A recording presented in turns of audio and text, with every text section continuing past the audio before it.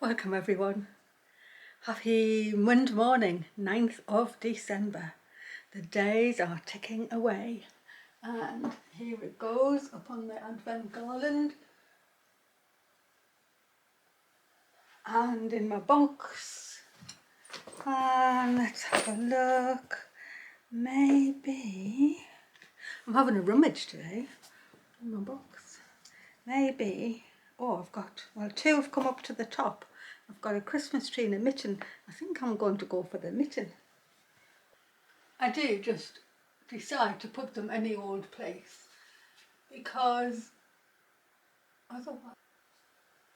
otherwise the poor garland would be empty here, and I always think the weight on the other side will unbalance it.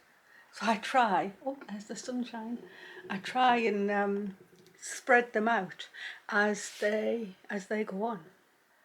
There's the little snowflakey mitten. I hope you like the sound of the Year of Botanicals. I haven't actually read any of the comments yet, so I'm hoping that they're all positive. And I hope you didn't mind me talking about the Ko-fi and the donations and the paywall and things like that, because I do feel very strongly about that. And yeah, I still think, wouldn't it be lovely to go here and learn that and go up somewhere else and learn that. But not everybody can do that. And I think learning should be for everybody. And I know that's not practical. And obviously, I'd quite like to earn money by doing some in-person workshops. And not everybody can access that. But for me, for YouTube anyway, it feels like the right thing to do, to just let that be for everybody. Anyway, that's enough of that. Overnight, my lovely clematis and rose arch over the front gate flipping well collapsed with the wind. So I think the arch itself, that's, the metal support, is just rusted through, and so you can't get down my path because the weight of the clematis on top has brought the whole thing down. So that is something I'm going to have to sort out this morning. But luckily it's a sunny blue sky day. It's going to make me sad, but I think I'm going to have to prune the clematis and the rose and the honeysuckle. That's it. It's the honeysuckle and the clematis that are the most there. And I don't think it's possible to put the arch back together. It's totally rusted through. It's just gone. So to get a new arch in, which is not going to happen before Christmas, that's for sure. I'll just have to cut it down, and I know it'll grow back. I know it will, and they're really healthy plants, but it's not going to look the same this spring, that's for sure. But hopefully it'll be better in the end, because it'll have a stronger support, and I'll get a nice strong one that's going to stand up for a few years. I think that one's only been there, I don't know, maybe only been there 2 or 3. I thought it was a good one, it just wasn't good enough. So there you go. Today's video that I'm cutting you into is actually the absolute finish of the stitch journal, and I've done quite a plain outer cover. It really is quite plain, but it suited me to do that, and I felt there was so much inside that it just needed a plain cover. And so you're going to see how I've done that and how I put the actual book together in the end, so that it all works nicely. And I hope that when you put your book together, you just do something that speaks to you and makes you happy to see it all together in the end. And it feels so lovely in my hand, it really does. And I'm hoping that you'll be proud of your own work when you see what you've accomplished over the year. So I'll see you tomorrow. I'll let you know the status of the clematis arch tomorrow, but it's not looking overly good. I think it's going to have to get pruned down. See you tomorrow, everyone. Now that my book is finished being embroidered, I need to be able to put it all together. Now I have 2 lengths of vintage tablecloth, And what I've already gone and done is I've gone and sewed them with backstitch right down the middle of there, because I left the hems on because I wasn't sure what I was going to do. So I've taken both of the hems of the tablecloth and I've backstitched right through where the little decorative thing was on. So now my two halves are together. That's the join. So now I'm actually sewn together through there. And I was wondering how I was going to attach an outer, but I've actually started already and I've just fastened off. So I'll join in again here. So what I'm actually doing is I am picking up every fold where my page is folded in together, because I did sort of a concertina shape. And so I'm going through all of the folds and I'm just going to sew them together. I don't particularly want to be sewing through each inner thing, so I'm just, there's the fold of one page. You can see maybe my little tacking stitches saying where the inner edge of my page was. I'm picking all of them up and I'm just going to sew the whole thing into one by just going with a running stitch, really, just picking them up. That bit's sticking up because that's the hem edges that I didn't cut off, and just because they were the width of my tablecloth. So I sort of think I know what I'm going to do. So there's another piece, 1 and 2 and 3, and pull my, I'm going to do that right to the end, picking all of those inner folds up through the hem and then the folds on this side too. 1 and 2 and 3.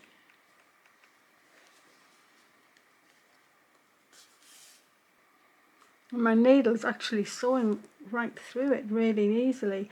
I think because it is a vintage tablecloth, so it's quite soft. So if you've got pages that are separate, but it'll be a time to put them right sides together and sew them together before you can do anything else. But because I used my big long strips, mine were sort of folding in half all the time, like that, like zigzag folding. I'll put my last stitch in and then I'll get on with a outer cover, and I think I want it to be very, very simple. There's so much going on inside here that I feel as if I just want something very almost nondescript. And these two bits are sticking up because they're the ends of the width of the tablecloth that I didn't need to use. And now for the first time it's one thing. Oh my goodness. So they're all the inner bits are the bits that I've picked up. So actually you can see where maybe you can get where my sewing has gone through. I didn't really want to put sewing down each piece, you know, so my sewing's gone through all the folds. So ready for thinking about an outer cover.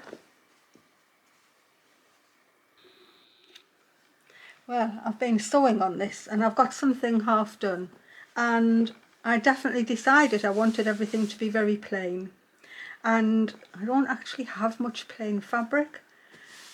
And in the end I went up to Michael's wardrobe and I got one of his shirts out.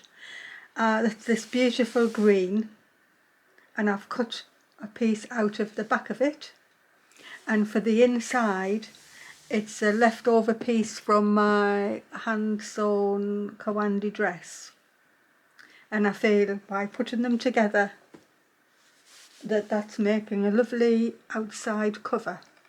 And all I've done is put my book on and I measured how much depth I needed to go, you know, right the way around it. And that's going to come over there, and this piece is going to come here, and that's how I'm going to do it. So what I've done to start and decorate it, I'm not quite finished what I want to do yet, is I decided I would just use everything from my tangle.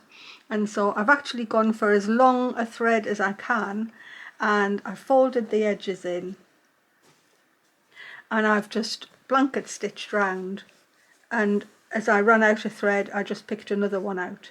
And I've done all of the sewing from the inside, because actually this could be the outside either, but I don't think it will be. And then I don't want anything on the front of here, I don't think. Maybe just the date and my bow and arrow.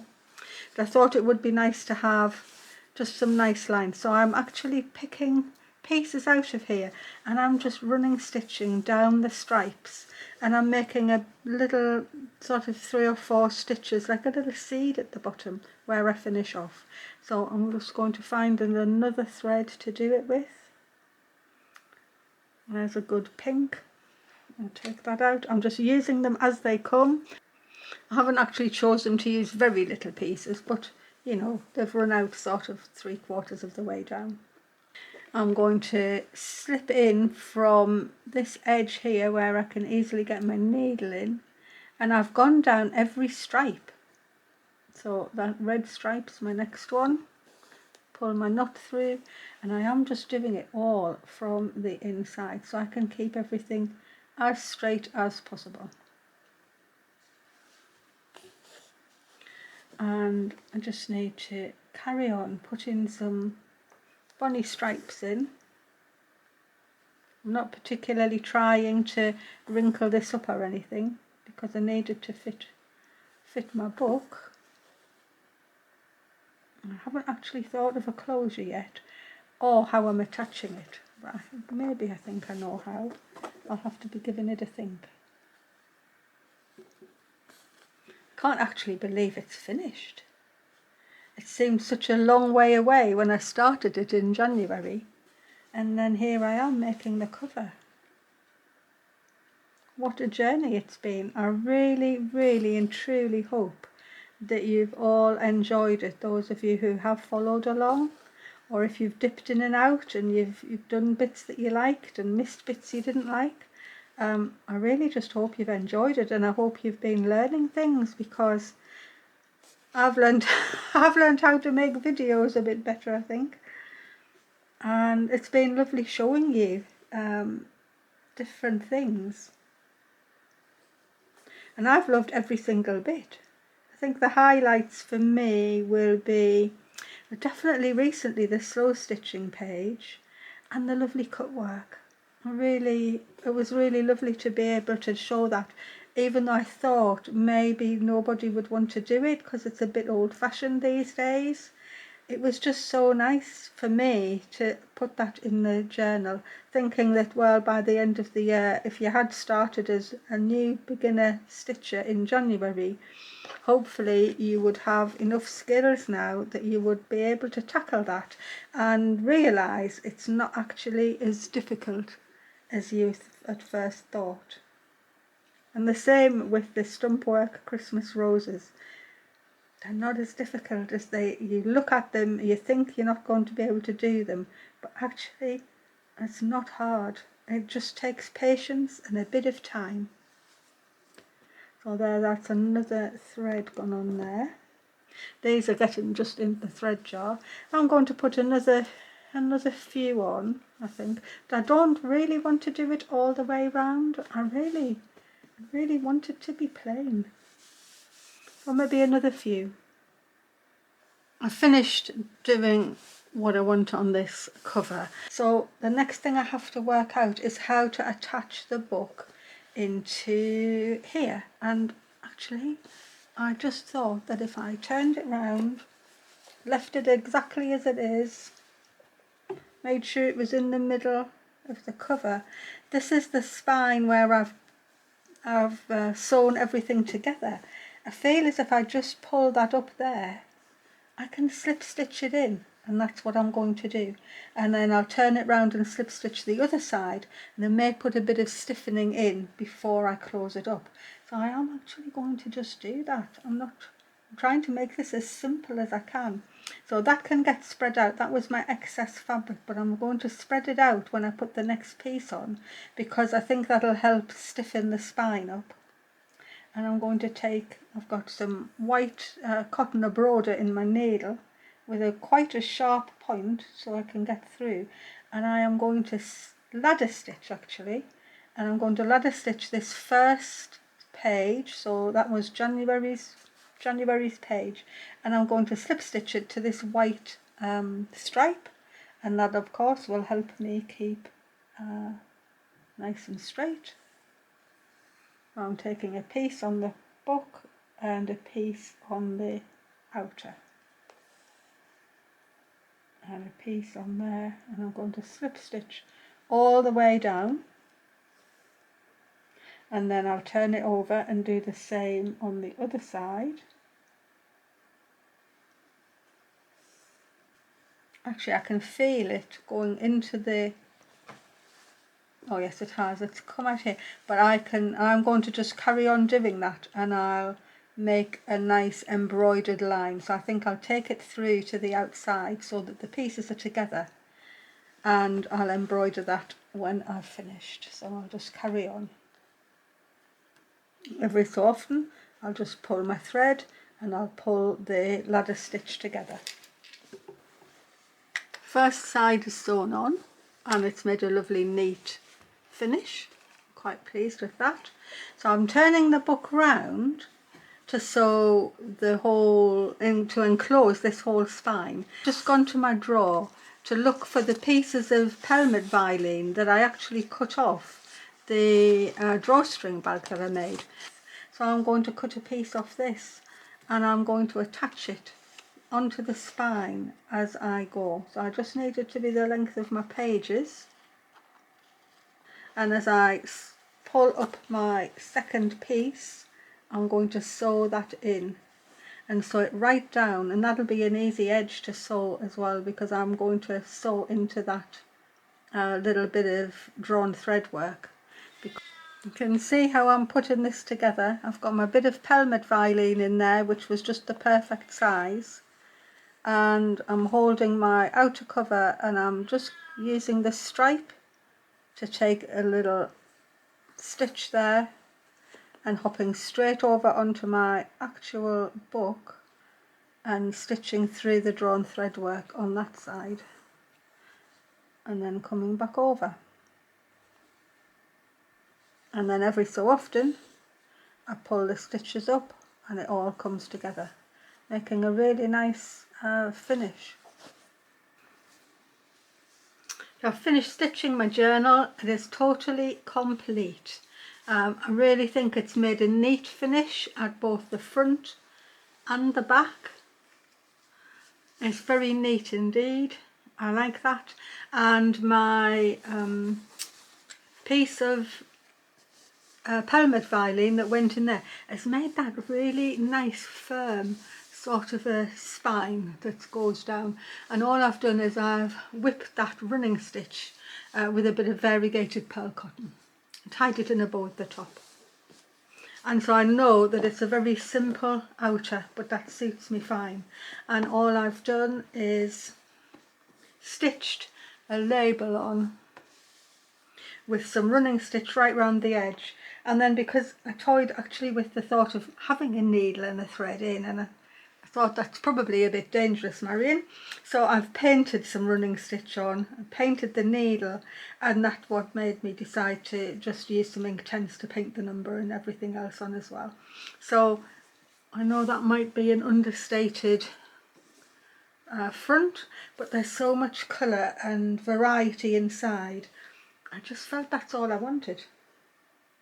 The only thing left really is a closure, and I just haven't decided. I do have some very bonny ribbon here, which actually might go very well, and I might just stitch it on here or something.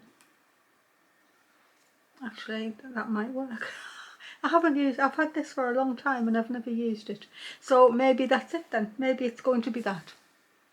So it's finished and I am going to do a flip through of the journal in a few days' time, because I'm trying really hard to make these videos not very long. I have to say at the end, please press the like button and subscribe if you haven't, and there'll be a new project going next year, but for the moment this is 2024 Stitch Journal well and truly wrapped up. Bye everyone, thanks for watching.